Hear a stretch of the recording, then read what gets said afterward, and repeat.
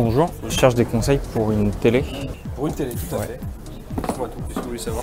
En gros, j'ai une télé HD et alors, je vois beaucoup de télé 4K, mais je me dis, est-ce que c'est vraiment utile et qu'est-ce que c'est vraiment la différence? La différence, c'est le nombre de pixels par image, il y en a 2 fois plus. Vous avez 4 fois plus de pixels au lieu de 2 millions, passe à 8 millions, c'est que c'est des images très nettes, très précises, très détaillées.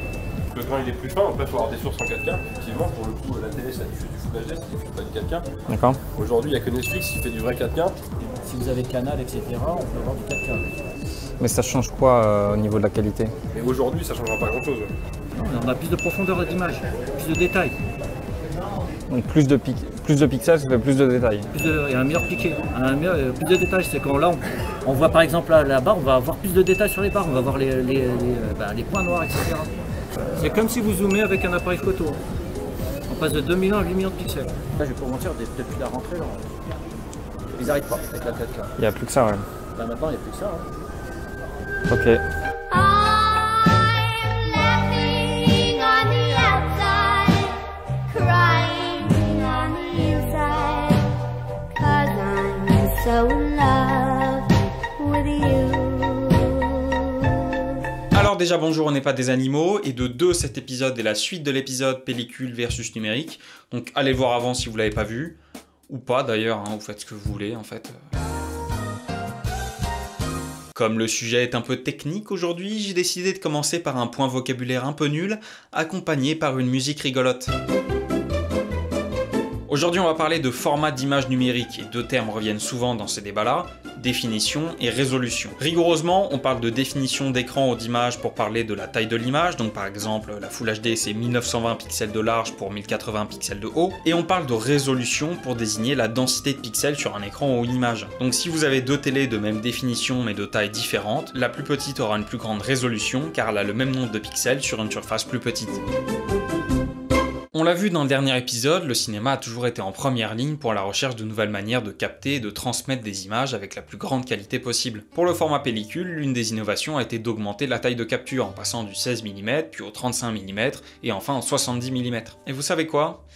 Bah le format numérique fait la même chose depuis quelques années, en augmentant régulièrement la définition des images captées puis retransmises sur un écran. Et la dernière grosse augmentation, c'est le passage du Full HD à la 4K, qui est maintenant généralisé à l'immense majorité des caméras et des écrans en vente sur le marché. Là, maintenant, il n'y a plus que ça. Mais donc en fait, qu'est-ce que c'est que la 4K? La 4K désigne une définition d'image de largeur minimale de 4096 pixels. On parle aussi d'Ultra HD pour désigner des définitions d'images de 3840 pixels de large. C'est environ 4 fois la définition d'une image Full HD avec plus de 8 millions de pixels. Et donc on peut se dire, Eh bah super la 4K, ça va vachement augmenter la qualité des images, et la 8K ça sera encore mieux parce qu'il y a encore plus de pixels. sauf que non. Ça marche pas comme ça. C'est pourtant le plus gros argument marketing autour de la 4K. L'image serait plus nette et plus détaillée grâce à ces pixels supplémentaires. Sauf que justement c'est un argument marketing, qui est complètement faux. La résolution n'a rien à voir avec la netteté, le piqué de l'image ou le niveau de détail. Cette vidéo, vous la regardez en HD sur votre écran, et est-ce que vous voyez les pixels dans l'image? A priori non, à moins d'être vraiment collé à l'écran. En passant en 4K, ce qu'on fait fondamentalement, c'est réduire la taille des pixels pour les rendre encore plus invisibles. Mais à quoi ça sert de les rendre plus petits si déjà on les voyait pas? Imaginez que vous écrasez une mouche avec un dictionnaire. La mouche elle est morte, elle est crevée, c'est bon. Maintenant il y a votre tante qui se ramène avec une enclume pour la poser sur le dictionnaire pour être sûr que la mouche est bien écrasée. Vous vous diriez, bah ça sert bien à rien ça. Bah dans notre problème, la 4K, c'est votre tante. Donc faire plus de pixels c'est bien, mais rapidement ça sert à rien. À partir du moment où les limites de l'acuité visuelle humaine sont dépassées, ça sert pas à grand chose de mettre plus de pixels, et c'est pas parce qu'il y en a plus dans l'image que soudainement l'œil va se mettre à voir plus de choses. Par contre ce qui est vrai c'est que plus la résolution est grande, plus on peut s'approcher de l'écran ou plus on peut l'agrandir sans que l'œil ne commence à distinguer les pixels. Maintenant est-ce que c'est vraiment utile de pouvoir se coller à sa télé? C'est ça la question.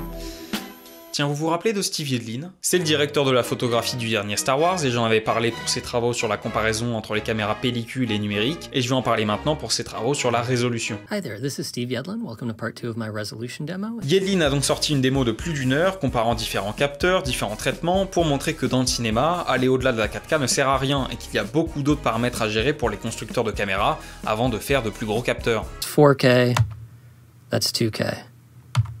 4K, 2K.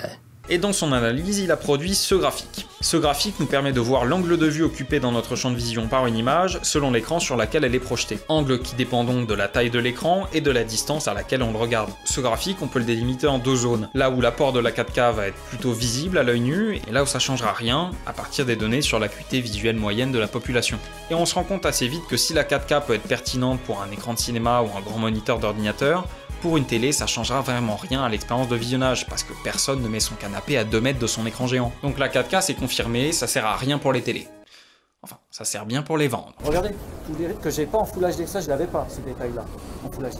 Et là je vous ai montré, j'ai même pas triché. Mais ça c'est parce que les vendeurs trichent un peu. Les allées sont très étroites et on est constamment à moins d'1 mètre des écrans, distance à laquelle effectivement les détails sautent beaucoup plus aux yeux. Les constructeurs ne vont aussi pas hésiter à accentuer la netteté des vidéos affichées en démonstration pour appuyer l'argument résolution égale netteté égale détail. Sauf que si on booste la netteté de l'image sur un téléviseur HD, on a le même résultat, mais ça personne ne le dit. Mais alors, est-ce que ça sert à quelque chose la 4K? Et la 8K, ça va servir à quoi? Alors déjà, ça sert à gagner plein d'argent pour les constructeurs de caméras et de télé. 2017 was another great year for our TV business. Ces technologies proviennent avant tout d'une guerre industrielle entre constructeurs qui se font la course tous les ans pour avoir la meilleure résolution possible, associée à la meilleure technologie d'affichage. Les consommateurs n'avaient pas réellement besoin de meilleure résolution, c'est le marketing qui a créé ce besoin. And I will assure you, you will see the difference. Et beaucoup d'autres industries profitent de la vague, comme celle du jeu vidéo, où Sony et Microsoft ont sorti des consoles compatibles avec ces nouveaux écrans. Il y a 1 700 000 téléviseurs 4K qui sont vendus en France jusqu'ici. On pense qu'avec Black Friday, avec les ventes de cette fin d'année, ça va encore augmenter. Et on pense surtout qu'avec la Coupe du Monde, dans quelques mois, qui est traditionnellement un moment où on vend énormément de télévisions en France et dans le monde entier, les ventes de 4K vont encore augmenter. Donc il y a un vrai appel d'air autour de la 4K. Donc la 4K est un argument qui est très important dans la console également. Alors vu comme ça, la 4K a l'air d'être un pur produit de l'obsolescence programmée, sauf qu'il y a beaucoup d'avantages que le consommateur ne voit pas directement. La 4K au cinéma permet une plus grande précision dans le processus créatif, déjà au niveau des effets spéciaux, où des plus grandes résolutions permettent un plus grand confort de travail pour les artistes. Ensuite, la 4K a eu des retombées technologiques très positives pour la chaîne de transmission des images. Il a fallu développer un nouveau câble HDMI plus performant, un nouvel encodeur vidéo qui permet une compression plus intelligente et plus efficace, et plus généralement les technologies d'affichage ont pu réellement évoluer vers de meilleures couleurs et de meilleurs contrastes grâce à cette course à la résolution. Ce qu'il faut retenir, c'est que la résolution n'est pas une mesure de la qualité d'une image. En fait, ça ne l'est plus.